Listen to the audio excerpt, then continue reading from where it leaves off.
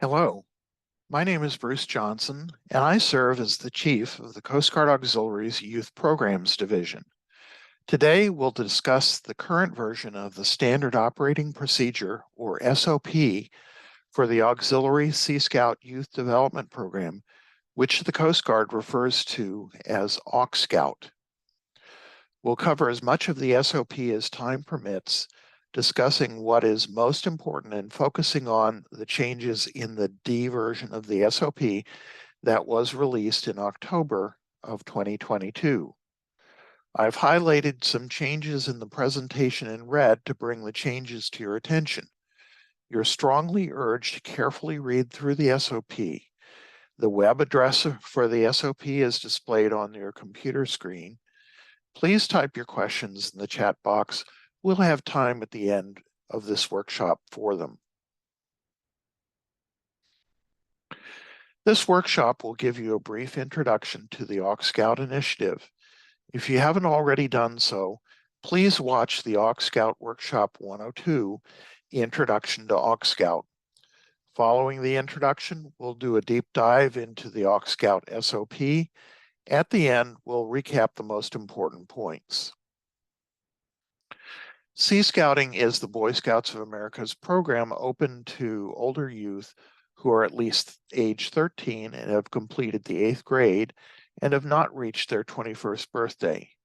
Sea Scouting was founded in 1912 and is BSA's oldest tenured older youth program.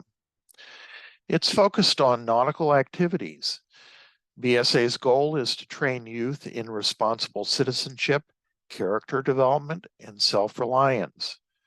By participating in a wide range of outdoor activities, educational programs, and career-oriented programs in partnership with community organizations like the Coast Guard Auxiliary. Sea Scouting has been open to both young men and women since 1972. Its goals are to promote these objectives through instruction and practice in recreational boating safety, boating skills, and social and other events. It also promotes STEM education, leadership, community service, and life skills. These objectives, RBS, boating skills, and social events, should look very familiar to auxiliaries. The original Memorandum of Agreement, or MOA, between the Scouts and the Auxiliary was developed in 2009. It was a very broadly worded agreement that provided a framework for the two groups to work together, with specific activities being conducted on a case-by-case basis. Each party collaborated in a broad range of projects that supported recreational boating safety and promoted citizenship training and character development, including public education programs, water safety educational outreach, facilities resource support, and volunteer support. More recently, the Auxiliary and the Boy Scouts of America signed a new MOA in 2018 that extended and strengthened the ties between the Auxiliary and the Sea Scouts. As a part of this MOA, the Auxiliary adopted the Sea Scouts as its official youth program. The MOA's objectives are to integrate Sea Scout youth and adults, as well as the Sea Scout units, which are called ships, into auxiliary shoreside and underway programs. Strengthening the ties between the two groups is mutually beneficial. A stronger relationship allows auxiliary flotillas and divisions to become Sea Scout chartered organizations or sponsors. This also provides the Sea Scout youth with a broader pool of adult leaders with seamanship skills and training, as well as access to vessels. In addition, auxiliary programs facilitate advanced STEM, technology, education, and mathematics, or STEM-oriented training. Let's turn now to the AuxScout Standard Operating Procedure, or SOP, that's dated October 21st, 2022. The SOP outlines how specifically we should be working with the Sea Scouts. This document was developed by the Chief Director's Office with the involvement of auxiliaries who have extensive experience working with Sea Scouts. Although the SOP is particularly directed towards auxiliaries who work with Sea Scouts, it also provides the ground rules for Sea Scouts who interact with the auxiliary and the Coast Guard. The SOP has some overarching objectives. The Coast Guard wants us to provide enhanced training opportunities for Sea Scouts. They want us to introduce Sea Scouts, their parents, and their adult leaders to the Coast Guard using Coast Guard recruiters, as well as training opportunities that come with auxiliary membership. The Coast Guard sees our working with the Sea Scouts as an important opportunity to promote the recreational boating safety message to the general public, and particularly to younger boaters. It's important to note that although the SOP makes several commitments to provide this support, it does not impose legally binding requirements on either the auxiliary or the Sea Scouts. As we implement the AuxScout SOP, questions occasionally come up. All SOP questions should go to your district AuxScout staff officer or members of the National Youth Program staff. In most cases, the SOP probably covers your question, but occasionally there may be a need to adjust the SOP's language. If that's the case, the National Youth Programs Division Chief will develop a proposal to address your question. It's worth saying that some of the policy guidance in the SOP seems to contradict the current language of the auxiliary manual. The SOP is actually a supplement to the auxiliary manual. The next auxiliary manual edition will include these policy changes. Now let's get to the SOP's details by talking about who is covered. An important membership standard change is that the currently registered Sea Scouts who are at least 14 years old may apply for auxiliary membership. Sea Scouts who are under 14 years old can't apply for auxiliary membership until they've reached their 14th birthday. Once a Sea Scout joins the auxiliary, they must continue their Sea Scout membership until at least their 17th birthday. If they drop out of Sea Scouts before 17, they'll be disenrolled from the auxiliary within 3 months. All Sea Scouts or Sea Scout leaders participating with auxiliary programs, whether they are auxiliaries or not, are expected to abide by the AuxScout SOP. All Sea Scouts or leaders may attend auxiliary flotilla or division meetings or activities as our guests. They don't have to be specifically invited. The SOP says that they are invited. Sea Scout youth, however, must be accompanied by an adult. Although Sea Scouts and their leaders are encouraged to consider auxiliary membership, they are not required to join the auxiliary.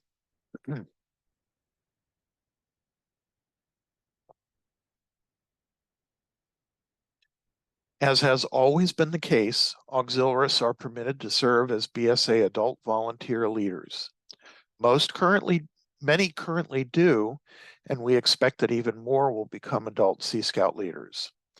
A major change is that auxiliary flotillas and divisions are allowed to and are encouraged to charter Sea Scout units, which are called ships.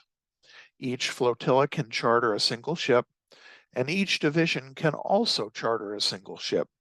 What this means is that a division with, say, 5 flotillas could sponsor as many as 6 ships within the division.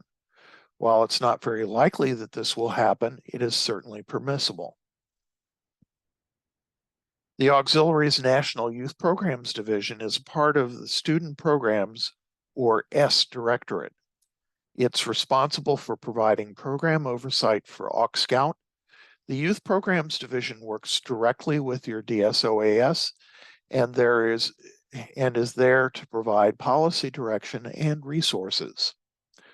All auxiliaries are strongly encouraged to become familiar with the MOA and SOP and get up to speed on the details of the AuxScout program. Additionally, although not everyone is required to take BSA youth protection training, many are, and everyone is encouraged to complete YPT training. This slide talks about what you should be doing if you interact directly with BSA youth members. You must read and be thoroughly familiar with the Auxiliary Sea Scout MOA and the AuxScout SOP.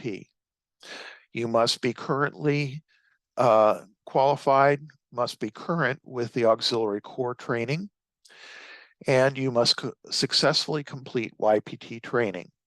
When completed, save the completion certificate PDF and give it to your flotilla commander. The FC will send it to your DIROC so that the YPT completion can be entered into your AuxData training record. This training must be renewed every 24 months. Note, some districts handle this differently. Double check with your DSOAS to confirm how your DIROCs wants you to send your YPT completion certificate. We're frequently asked what is meant by regular interaction with BSA youth. The rule of thumb is that if you have any direct interaction, including face-to-face, telephone, email, or text with BSA youth within a calendar year, the Coast Guard considers it to be regular interaction. Simply teaching a state boater education course that is open to the general public or inviting Sea Scouts to attend a flotilla or division meeting does not, however, trigger that threshold. It does include having Sea Scouts on an OPVAC, though. Additionally, if your flotilla charters a Sea Scout ship, the SOP lists several specific positions that are required to have completed YPT training. If we had to boil down youth protection to a single statement, never put yourself in a one-on-one situation with any BSA youth. Always employ 2D leadership, which is to say there must be at least 2 adults present. They don't have to be auxiliaries. A Sea Scout leader or a parent can be one of those adults. And when the activity is co-ed, which is to say the activity includes male and female youth, then the adult leadership must be also be of both genders. If the youth are all of a single gender, then at least one of the adults must be of that gender. The SOP also calls for some additional training in certain situations. When Sea Scouts are involved in swimming-related activities associated with the Auxiliary Paddlecraft or AuxPAD program training, then at least one adult must hold current BSA Safe Swim Defense training certification. This can be fulfilled by a Sea Scout leader, but it will be the responsibility of the auxiliarist mission commander to ensure that the training has been done. Additionally, if Sea Scouts participate in a mission involving an auxiliary surface facility, then at least one adult must hold the current BSA Safety Afloat and CPR training certification prior to commencing the mission with Sea Scouts. This can be fulfilled by a Sea Scout leader, but it will be the responsibility of the auxiliarist mission commander to ensure that the training has been done. Both BSA Safe Swim Defense and BSA Safety Afloat training are available online, and each takes about a half an hour to complete. This training must be retaken every 24 months to remain current.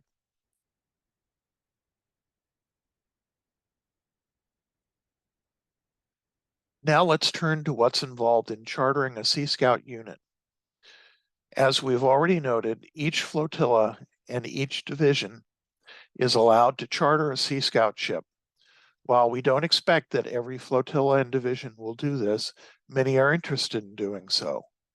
BSA has a procedure for completing this process from the scouting perspective. The local Scout Council or Sea Scout leadership cadre can help you with this.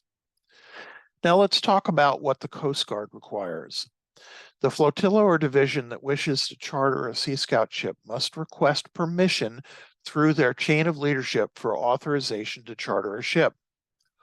The request can be done via email, and it should ultimately be addressed to your Director of Auxiliary or DIROCS. All adult leaders must be registered with the ship, and they must complete the BSA Youth Protection Training.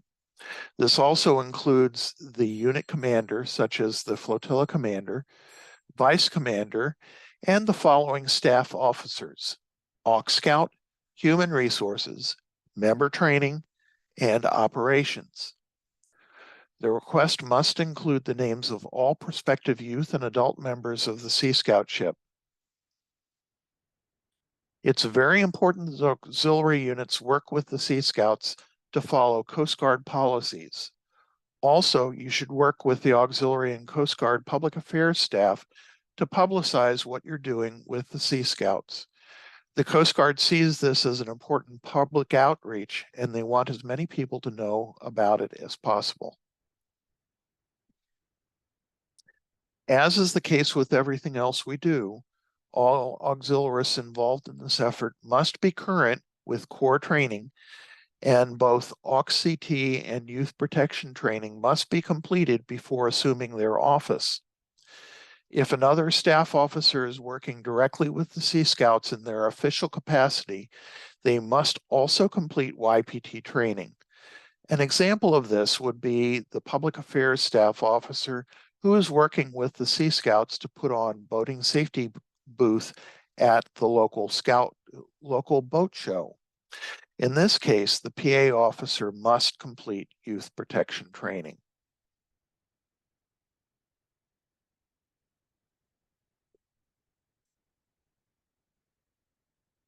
The SOP mentions two types of consent forms that you should be aware of.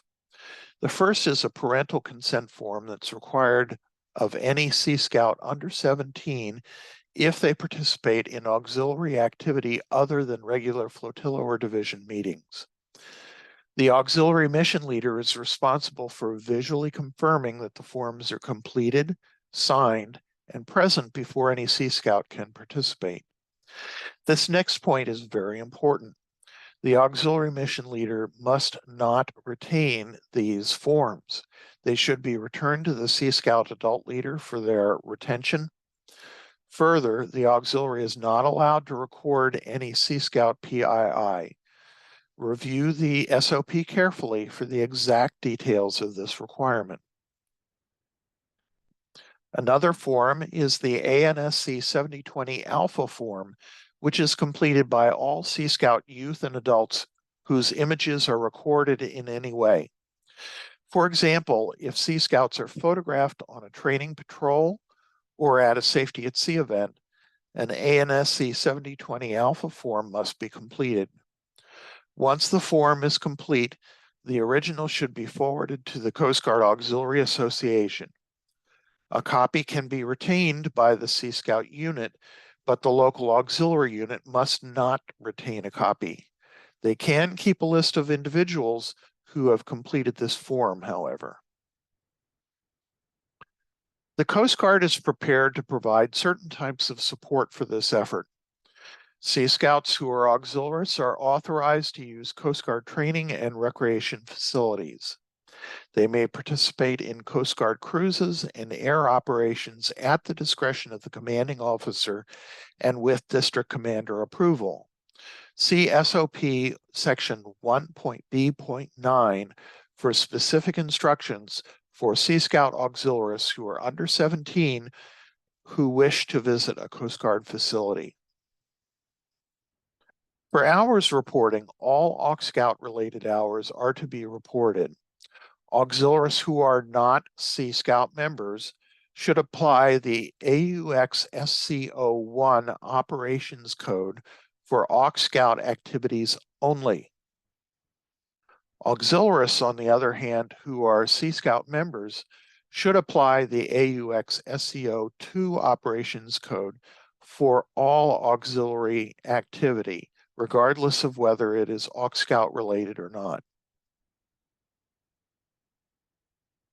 Let's talk about what the SOP allows Sea Scouts and their leaders to do. Sea Scouts and Sea Scout leaders may participate in any auxiliary program to the extent authorized in the SOP. Those who are not enrolled in the auxiliary are welcome to attend auxiliary unit meetings as guests. Sea Scouts under 18 must be accompanied by a parent, guardian, or person in loco parentis consistent with BSA youth protection training rules. Sea Scouts under 17 years old who enroll in the auxiliary may train in any auxiliary competency. They can attend sea schools if the training is local to them. If it is not local to them, they are not permitted to attend. They can qualify for several competencies such as vessel examiner, program visitor, instructor, and boat crew, but they may not qualify as a coxswain, personal watercraft operator, PWO, paddlecraft operator, aircraft commander, first pilot, or co-pilot until they turn 17. For any of these competencies, however, they can train towards them and get signed off on individual skills. They cannot, however, qualify for the competency. There are some additional limitations for Sea Scout auxiliaries who are under 17. They may not serve in any elected office. They may, however, serve in division or flotilla secretary, SOSR or FSOSR position.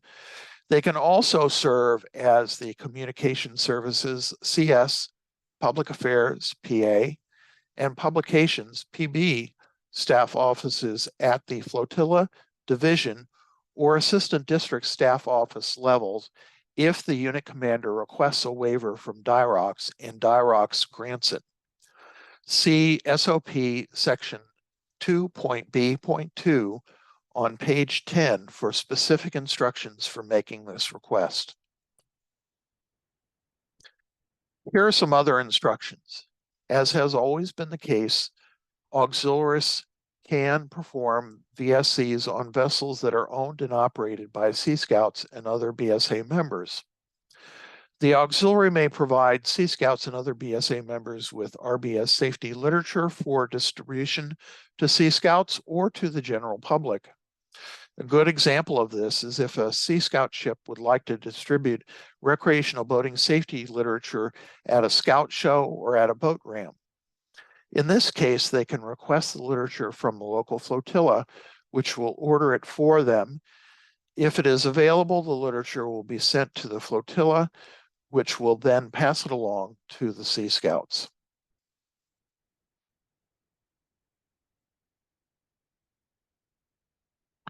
Other activities that are specifically covered.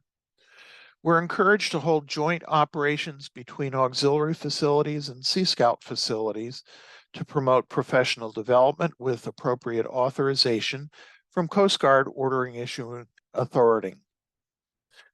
The auxiliary shall provide shoreside and underway training to Sea Scouts and other BSA members at auxiliary installations and on operational facilities belonging to or used by the auxiliary or the Coast Guard in a manner consistent with all Coast Guard, auxiliary, and BSA policies. Auxiliary mission leaders must ensure that all Sea Scouts and leaders are fully outfitted with all PPE as required for the mission. We should encourage the Sea Scouts to bring their own PPE, but if it's inadequate for the mission, we should loan it to them for the time of the activity only. Additional instructions about AuxScout activities. Auxiliary facilities with Sea Scouts aboard shall not be scheduled for search and rescue or SAR standby duty, nor SAR mission response missions. If an OPFAC with Sea Scouts aboard must respond to a SAR incident, the Sea Scouts may not be involved in the operation. They can be aboard, however, if the mission commander feels that it's safe for them to be there. All auxiliary boat, air, and radio facility crews are expected to have strong mentoring skills and prior experience working with youth or younger trainees. The objective for having Sea Scouts aboard our facilities is for them to learn from us to help them to qualify for their Sea Scout rank advancement requirements. Auxiliaries who are training Sea Scouts are expected to carefully read the information provided on AuxB Wiki. For any mission involving auxiliary facilities carrying Sea Scouts or leaders who are not auxiliaries, the order issuing authority must be made aware that the facility is carrying them as guests. Provide names of Sea Scouts and leaders aboard. So when you request patrol orders, make it known that you plan on carrying Sea Scouts. It is the order issuing authority's prerogative to say yes or no to that request. Now let's talk about STEM, or science, technology, engineering, and mathematics training. Auxiliaries are authorized to provide STEM activities to Sea Scouts to supplement, but not supplant, their Sea Scout rank requirements.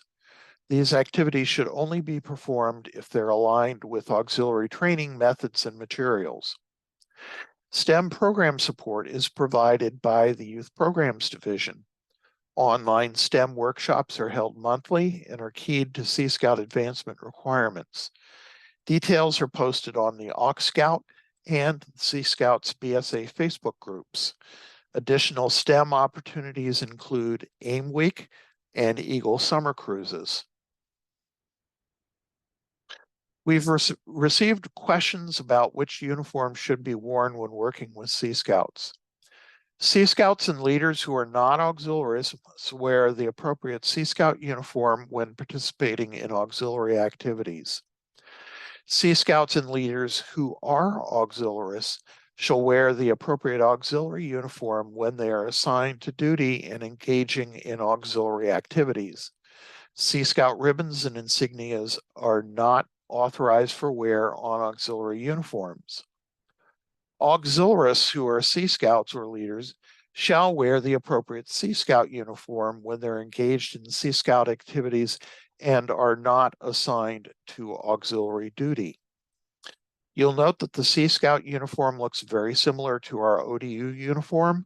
It's important to know, though, this uniform is fairly new to the Sea Scouts, and not all Sea Scout uniform units have adopted it yet. Some are still using legacy U.S. Navy style uniforming. Over time, these legacy uniforms will be replaced with the dark blue uniform pictured here. The following is a summary of changes to the SOP from the April 2020 version to the October 2022 version. There is no substitute for reading the current AuxScout standard operating procedure carefully from beginning to end. Failure to know how the Coast Guard expects us to work with the Sea Scouts is no excuse for not following the rules. This summary jumps around in the document, so the related changes are brought together in a logical order. We've provided citations to specific sections when there's a need to carefully read the section to get detail. The new SOP allows 14 to 16-year-old Sea Scout auxiliaries to serve in additional staff positions. In addition to the previously authorized flotilla staff positions, they can now serve in the same positions in the division and assistant district staff offices. They can also serve as an administrative assistant district to the district commodore, and can serve as a branch assistant in the National Youth Programs Division.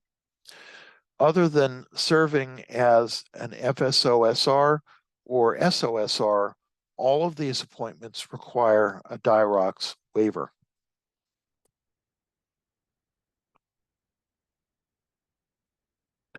There are clarifications to the Safe Swim Defense and Safety Afloat training requirements. The Safe Swim Defense and Safety Afloat training requirements can now be met by a Sea Scout leader who is present for the mission. It is still the auxiliary mission commander's responsibility that the training requirement is met before the beginning of the mission.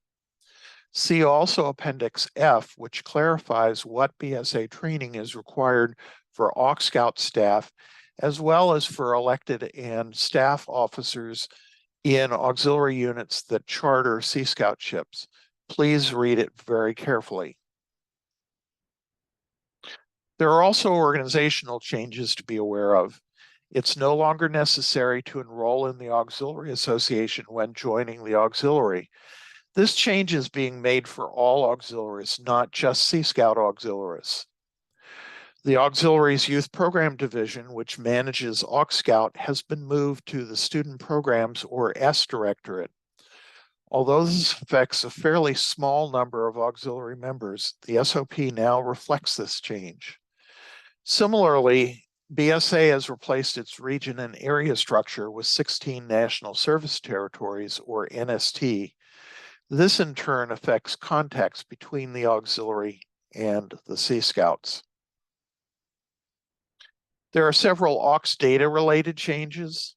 AUX Data 2 has been enhanced to capture more Sea Scout related information. There is a Sea Scout checkbox that should be set for any Sea Scout youth or adult members who join the auxiliary. When the ANSC 7001 enrollment application is updated in the future, there will be a box that new members will check, and your district's DIROX office will automatically check the Sea Scout AUX data box. This flag can be checked for auxiliary Sea Scouts who join prior to the upcoming ANSC 7001 form update, and this can be done by your DSOAS or by the National Youth Programs staff. SOP Appendices C and D have been updated to clarify instructions for auxiliary Sea Scouts, as well as information systems or IS staff officers, so that they understand how to input AuxScout related information in AUX Data 2. The SOP clarifies how the ANSC 7020 Alpha Media Release Form should be handled.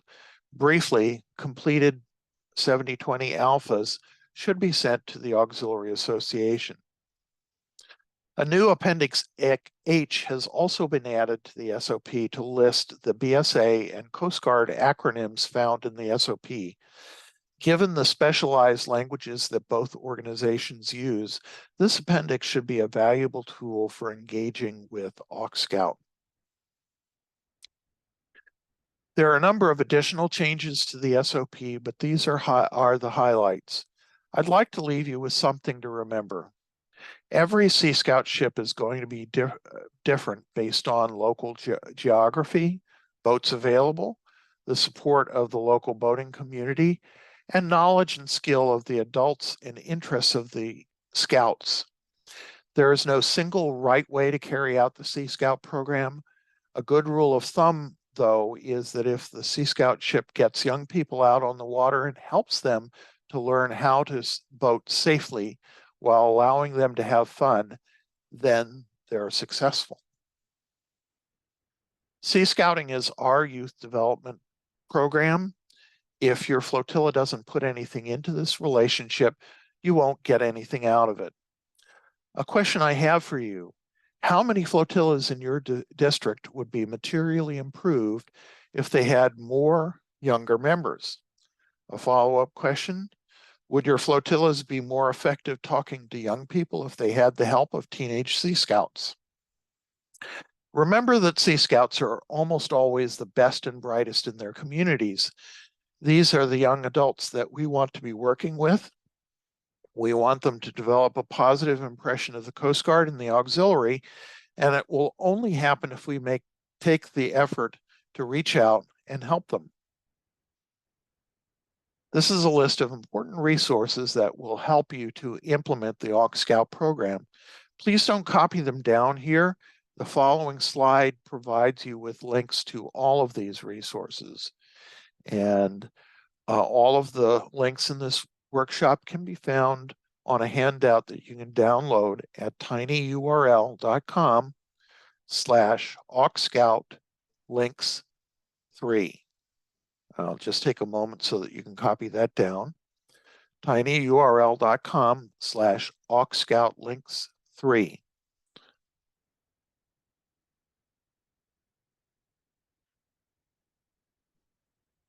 Sea Scouting is the Auxiliary's official youth program. The Sea Scouts are anxious to work with us, and we have a lot to gain from working with them. The important thing to remember is that for us to gain anything from working with the Sea Scouts, we'll have to invest of our time, energy, and enthusiasm. If we don't make that investment, we'll gain nothing. So think about what your flotilla or your division can do to support Sea Scouts in your area. It's the best investment that you could possibly make in the future of your flotilla and your community.